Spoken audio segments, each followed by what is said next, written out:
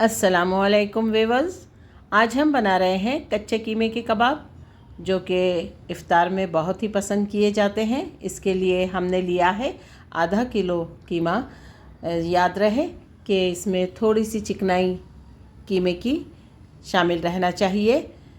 सबसे पहले इसमें शामिल कर रहे हैं हम 1 चम्मच अदरक का पेस्ट और 1 चम्मच लहसुन का पेस्ट। लेकिन इससे पहले ये याद रहे कि कीमा धोने के बाद इसमें से पानी की एक एक बूंद निचोड़ लेनी चाहिए, वरना आपके कच्चे कीमे के कबाब टूट जाएंगे।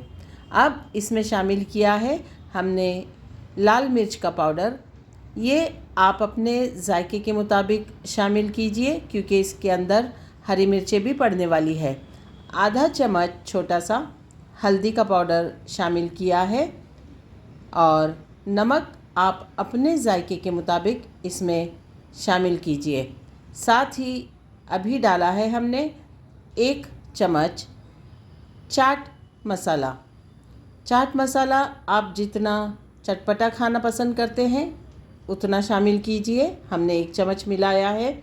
नमक जायके के मुताबिक शामिल कर रहे हैं और ये ध्यान में रहे कि इसमें 1 लेमन जूस भी डालने वाले हैं हम, तो अपने जायके के मुताबिक लेमन जूस और चाट मसाला और नमक शामिल कीजिए। आधा किलो कीमे में हम 2 चम्मच बेसन यानी चने का आटा शामिल कर रहे हैं। अगर आपको ऐसा लगता है कि 2 चम्मच शामिल करने के बाद चिकनाई अगर कम होगी कीमे की और आपके कबाब टूटने लगे, तो इसमें 3 चम्मच आप चने का आटा शामिल कर सकते हैं।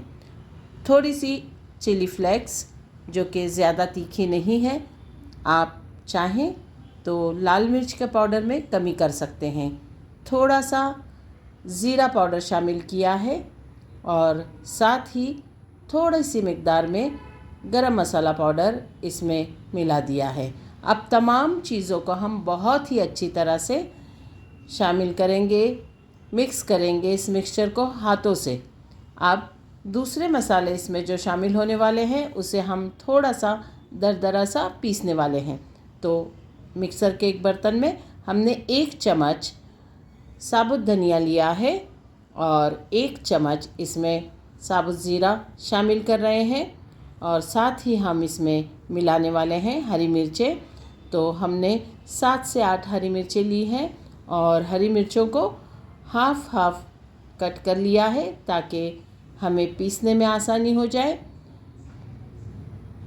छोटा सा चम्मच अजवाइन का शामिल किया जा रहा है। अजवाइन बहुत कम मिक़दार में शामिल की गई है। ये आपके कबाब में बहुत ही जायका भर देगी। साथ ही इसमें थोड़ी सी काली मिर्च शामिल करने वाले हैं। इससे खुशबू और जायका बहुत बेहतरीन आएगा। हरी मिर्चें, जैसा कि मैंने आपको बताया, 7 से 8 हरी मिर्चें काट कर दरदरी सी पीस ली है हमने। हमारा कीमा जो है हमने तमाम मसालों के साथ खूब अच्छी तरह से मिक्स करके रख लिया था। अब ये जो मिक्सचर में हमने मसाला पीसा है वो भी शामिल कर रहे हैं हम। साथ ही हमने 2 प्याज कद्दूकश कर ली है और उसका पूरा पानी निचोड़ लिया है।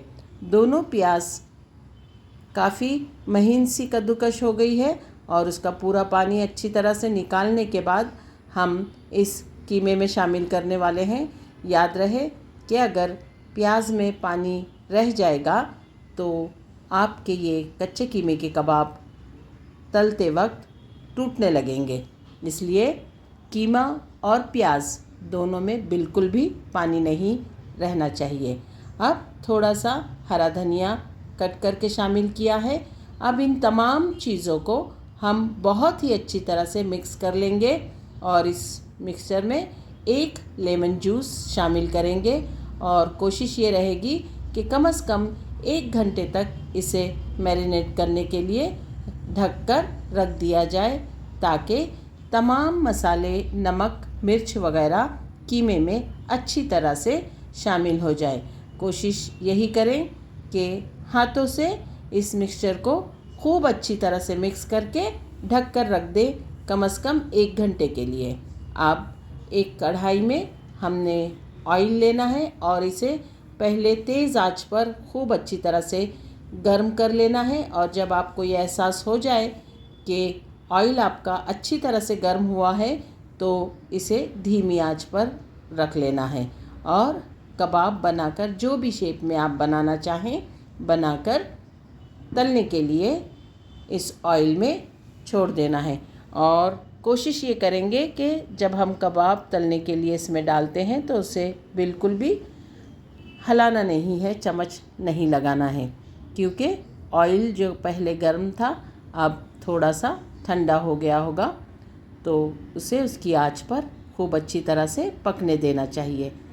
नीचे की साइड से जब आपको लगता है कि हमारे कबाब अच्छी तरह से तले जा चुके हैं तो उन्हें पलट देना है।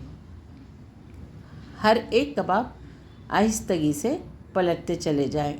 अगर इस स्टेज पर आपको लगता है कि आपके ये कबाब टूट रहे हैं तो आप इसमें थोड़ा सा आटा जो कीमा आपका रखा है उसमें शामिल कर सकते हैं, वरना आप थोड़ा सा ब्रेड क्रम्ब भी शामिल करके इसे तल सकते हैं। बहुत ही लजीज और जायकेदार कबाब बनकर तैयार होते हैं। इफ्तार के वक्त बहुत ही जायका देते हैं।